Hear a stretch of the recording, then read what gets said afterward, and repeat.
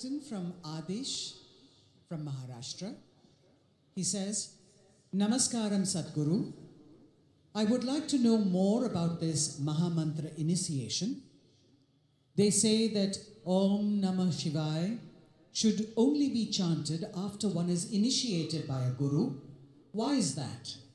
How can we continue this at home when we are not in your presence? I'm asking, how the hell are you going to be without my presence?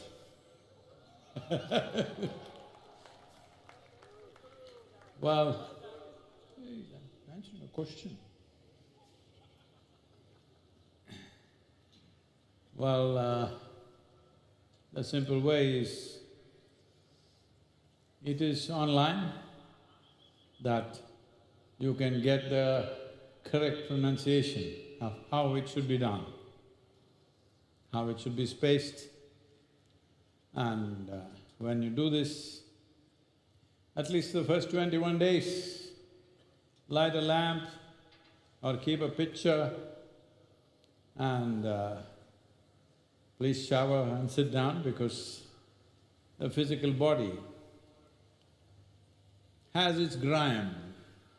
It's very important that when you do or when you touch certain aspects of life, body is in a certain state. So, a shower, at least first 21 days, a lamp or a picture, then start the chant, guided. The audio recordings are there, guided, you do it. You just keep this up, 20 minutes, 21 minutes, every day, morning, evening if possible, at least morning. It'll do wonders to you. These are 5 syllables which have immense impact on the 5 elements of who you are. Please make use of it. Oh. Sadhguru, I'm Jabir from Lagos, Nigeria. I'm 29 years old. Oh, just like me, huh?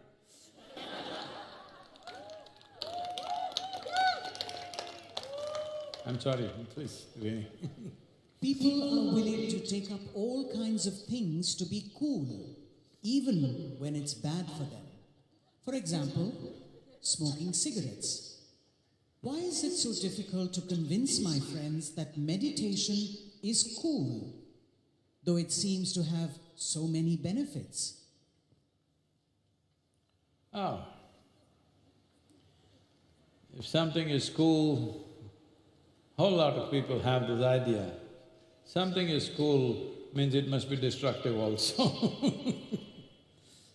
No, what cool means is that no matter what kind of situation you're in, you're still well. That's cool. Hello? Yes. Life can throw whatever it wants, but you are the way you are. The way you are is not determined by what's around you or what somebody else is doing to you or what life situations are doing to you. That's cool. So, if you think cigarette or anything else like that is going to make you cool, all the best. You've got fire in your mouth and you think you're cool. Hello? Well, meditation is cool fire.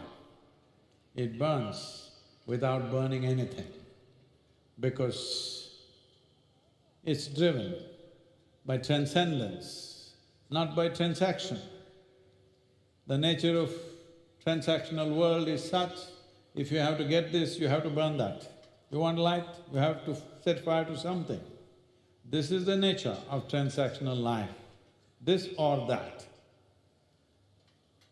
Meditation is of transcendence, where it burns without burning anything. It burns without fuel. That's cool fire. Let's make it happen, huh? Your friends,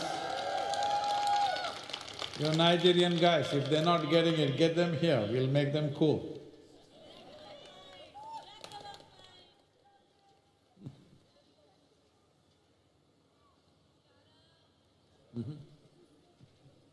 Elena from United States asks, Namaskaram Sadhguru, my sister speaks about a deep connection with life through writing poetry, while I connect through yoga practice. Yet we describe similar experiences. Are these different expressions of the same thing? Is yoga the only way to experience the full depth of life? Yes, the only way. Because there is nothing outside the ambit of yoga. You breathe, it's one kind of yoga. You walk, it's another kind of yoga.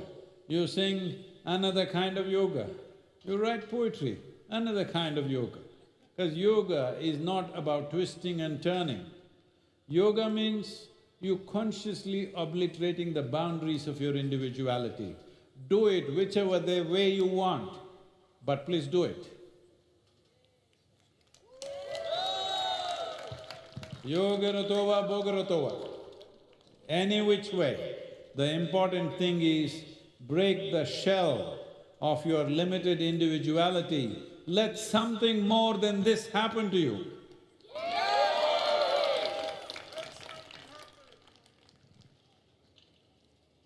Vaishak from Kerala asks, Sadhguru, there is a lot of political debate about the caste census right now. What is the significance of the caste census today? Well, I see many of you which are not of Indian origin faces, so let me explain a little bit.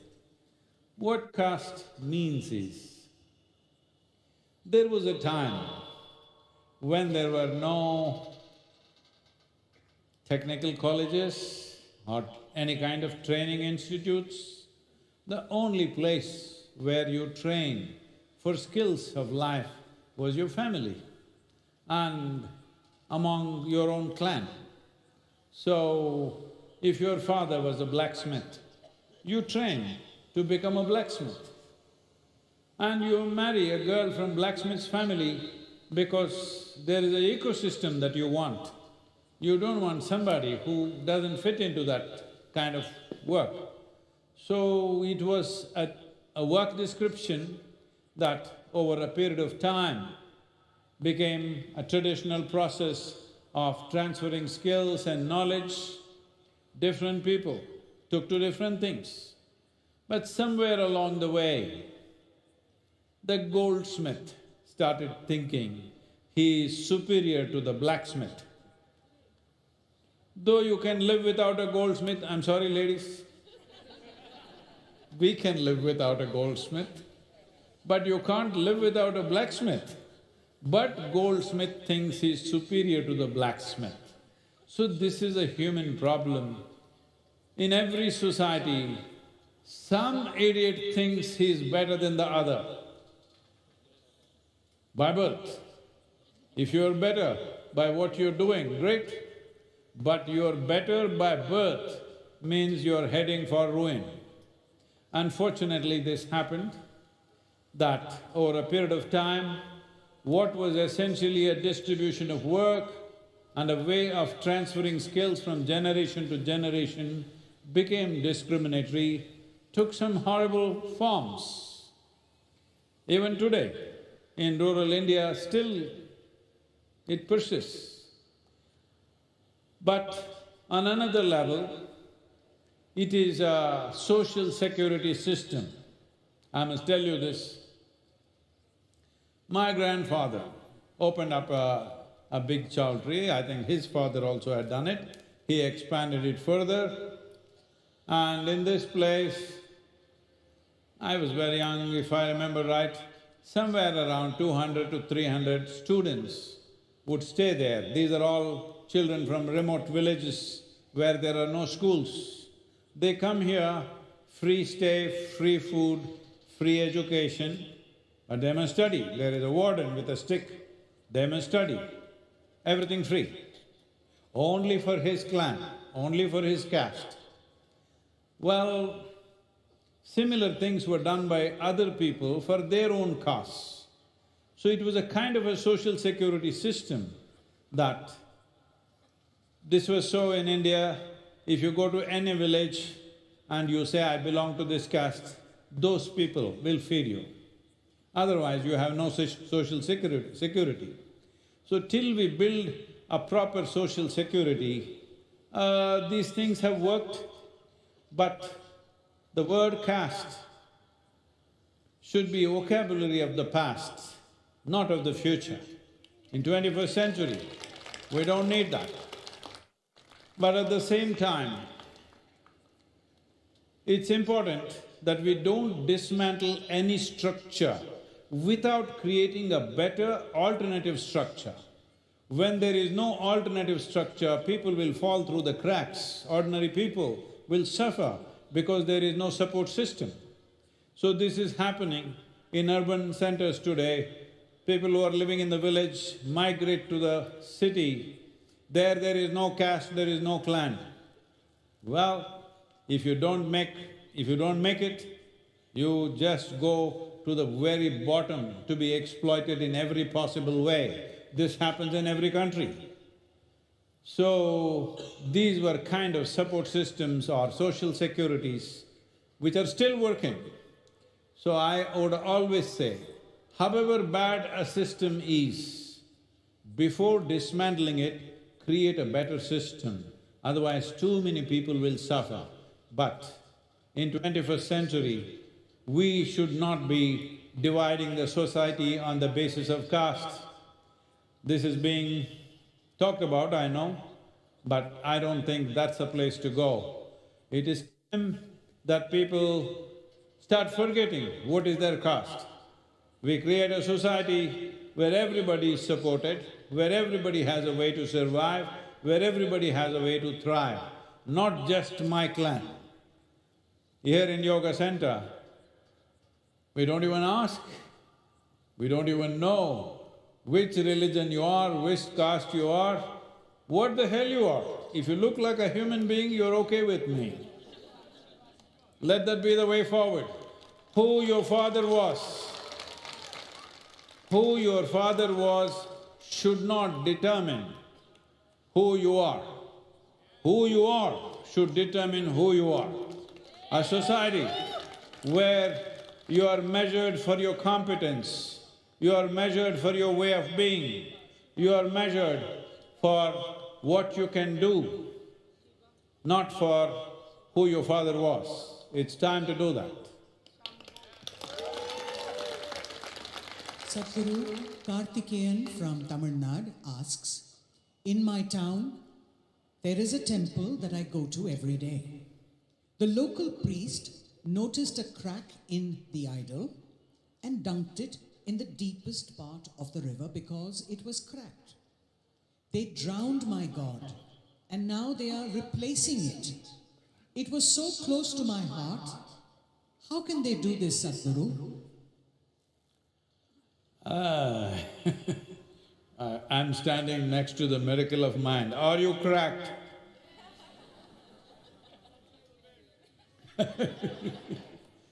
Well,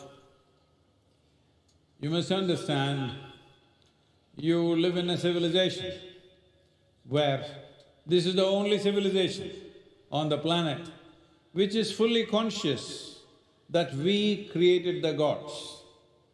Everywhere else, they've been told God created them. But this is a culture and civilization where we are conscious that we created our gods. That's why we make them the way we want. Hello? Now, all of you know that once a year you have the Ganapati festival.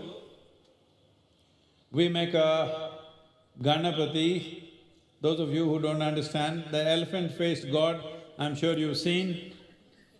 We make him nicely out of mud or maybe dough. We worship him like he's everything.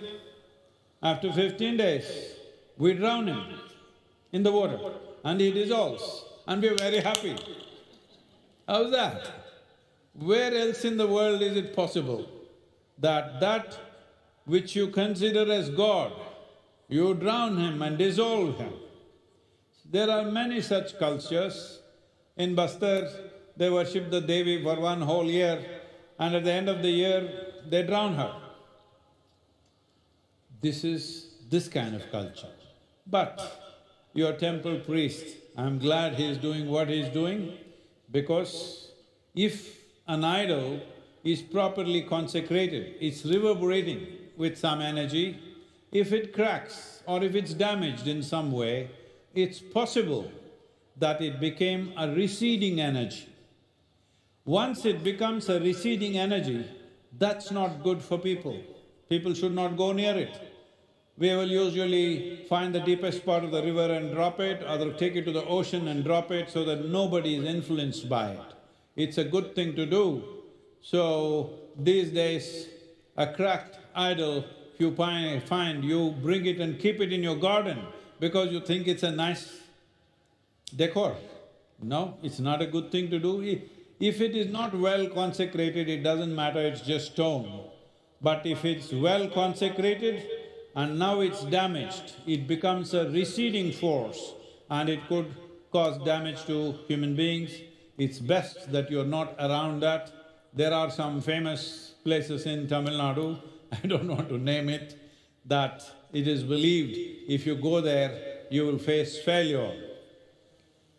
The political leaders of the state will never go to this temple because they will lose their election if they go there, because it's receding energy. For a long time it's been receding. So, your temple priest, whoever he is, seems to be a wise man. It's a good thing to do.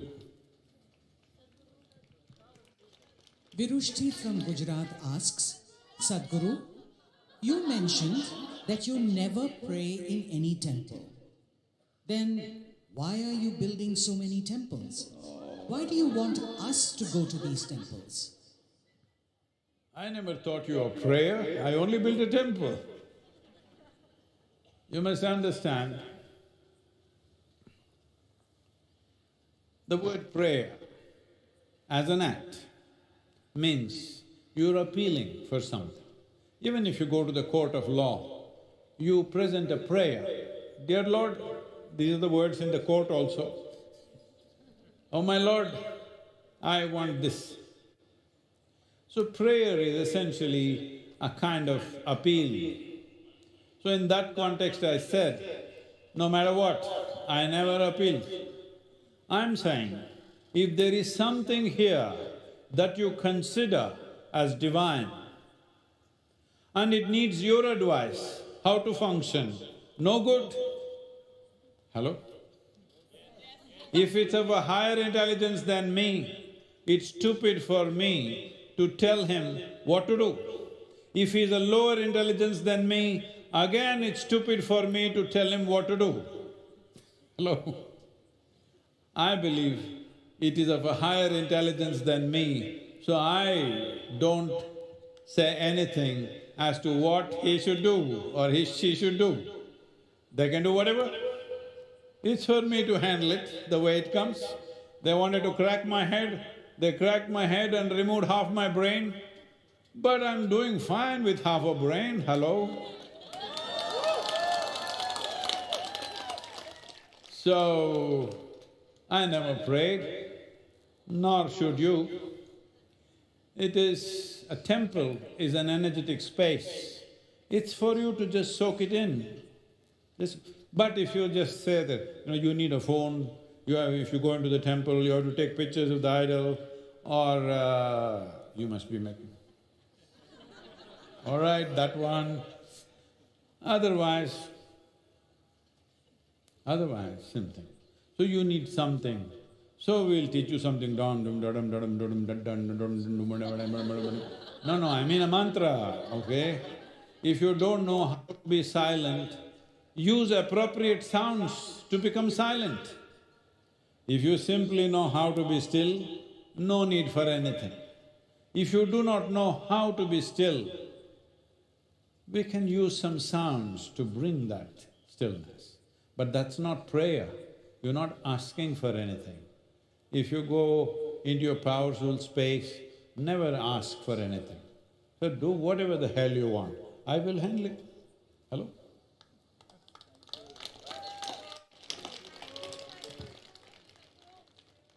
Medhashri from Karnataka asks, Namaskaram Sadhguru, I'm a Shiva Bhakta. I want to see the real Shiva, not just a linga or a statue. What do I have to do for that? Wow. Shiva. How far can I go?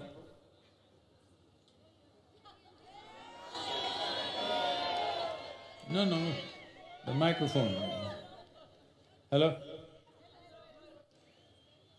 The word Shiva means that which is not. If you want to perceive that which is not, that means that which doesn't have a form or a feel. How to perceive that? Right now, your ability to perceive through the five sense organs is only what you can see. See, right now, tell me, am I more important to you or the air that you breathe right now is more important to you? Be honest, huh? Now who said?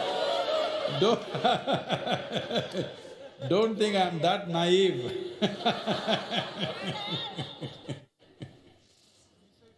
The air that you breathe is vital, but you can't see it. Because you can't see it, you can argue it's not there. But if you hold your nose, then you know, you won't survive.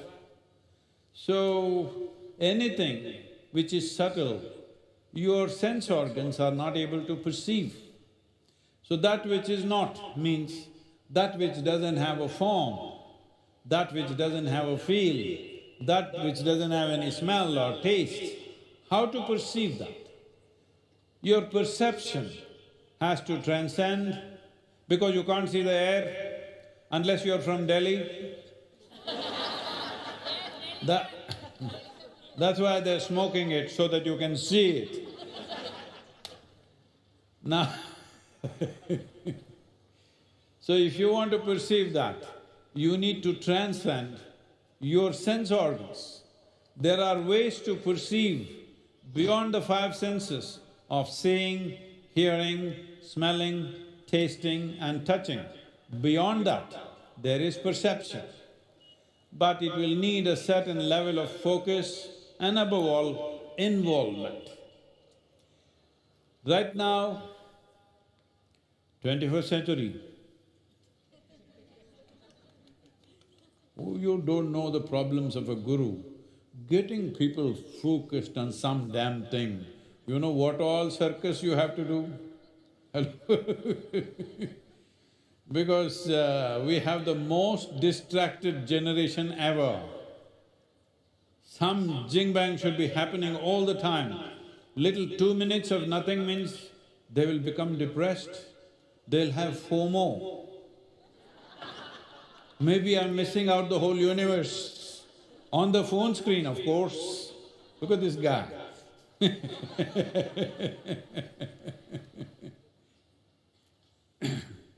So, because of this looks like a very impossible task. It is not. If you bring a profound sense of involvement into something, anything, absolute sense of involvement, you will know what is Shiva. That which is not, that which is formless, that which is without any feel or any kind of boundary. It's not somewhere, it's everywhere, but you are incapable of experiencing anything outside of this. Hello? Right now, are you able to hear me?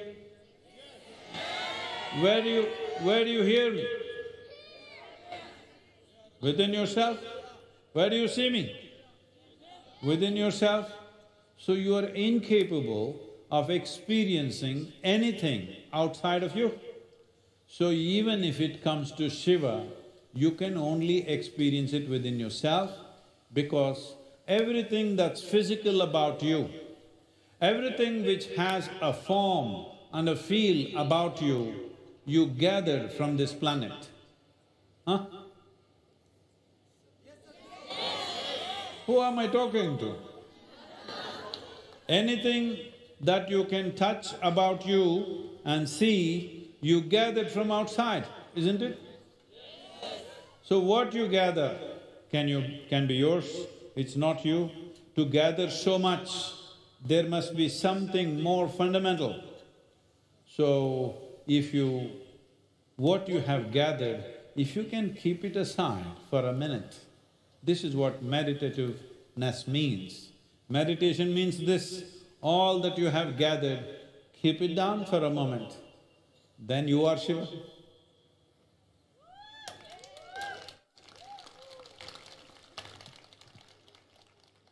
Hyun Lee Moon from Korea asks, Which Sadhguru, Korea?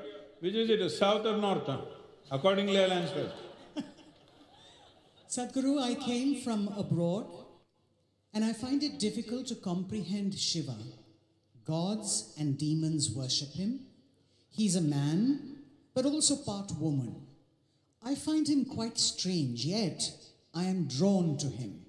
How can I better relate to Shiva? Well,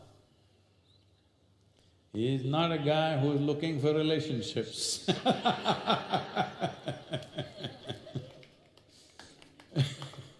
Not a guy who's looking for relationships.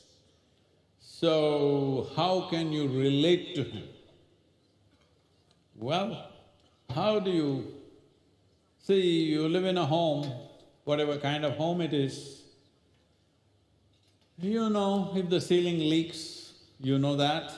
The flooring is cracked, you know that. If rats coming out of the walls, you know that. But you do not know the condition of the foundation, isn't it? Most important part of your house, but you have no clue. That's the problem. You have no relationship with the foundations because you can't see it, you can't feel it, you're not living there. The same thing here. You are not living with the roots. You are too enamored with the surface. I don't even know if you've looked at your wife's face or your husband's face in the last 15 days, unless you have a photo on the… Hello? Because she keeps sending it. She keeps sending it.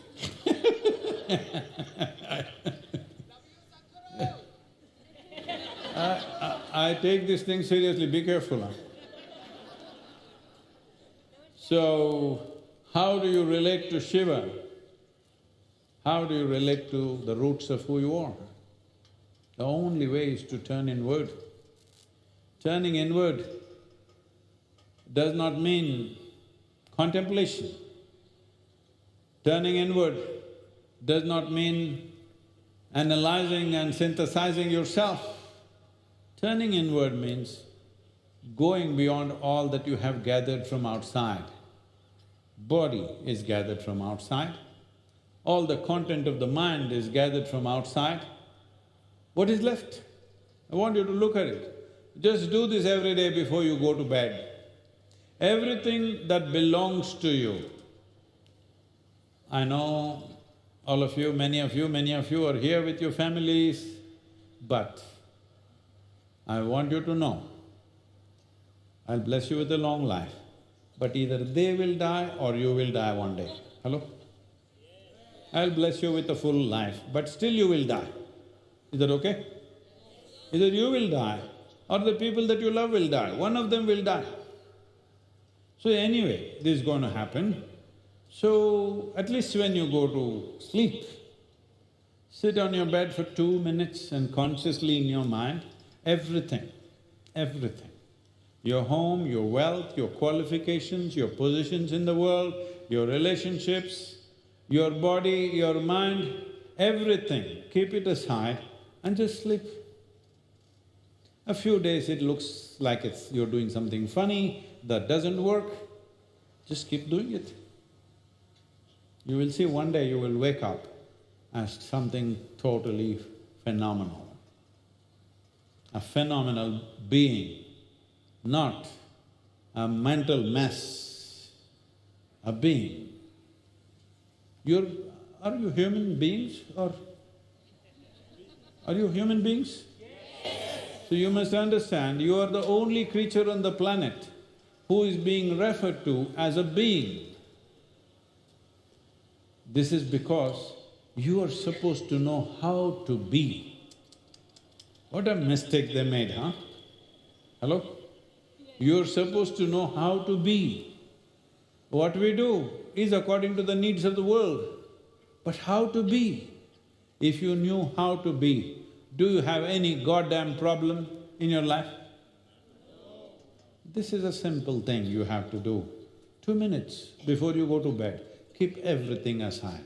Everything that you gathered. House you gathered, wealth you gathered, money you gathered, husband, wife, children you gathered. Oh, is it okay? Body you gathered, your very mind you gathered, keep everything aside. It's not going to go away. They are not going to leave you so easy, come on. Just keep it aside and sleep.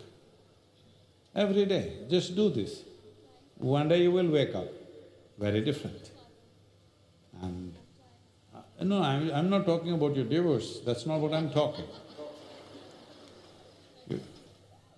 Please. Sadhguru, we have a lot of questions that have come in, but perhaps we can end with this. This comes from Sumangini from Odisha, and she asks, Sadhguru, if just 7 minutes of meditation is sufficient, why did Saptarishis and other yogis spend so many years doing intense sadhana?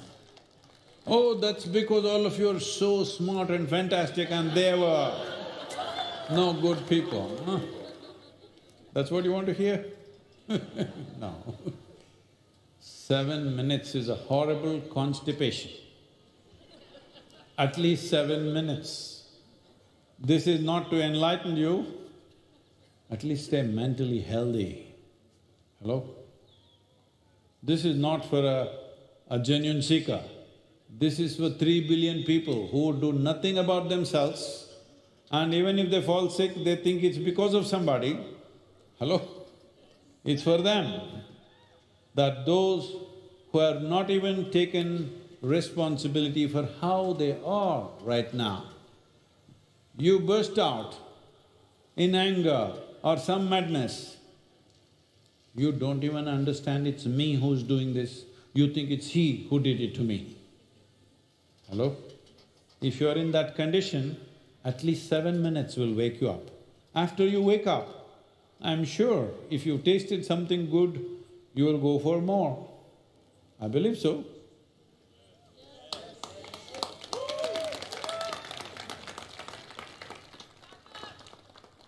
Starters, yes, that's a good word. Starters. The dessert is coming later, that's something else. Please. Oh, is that the last question? Okay. Anyway, I want to tell you something, something very important, but I want all of you to behave in a certain way for that to happen. We have water from Mahakumbh, okay?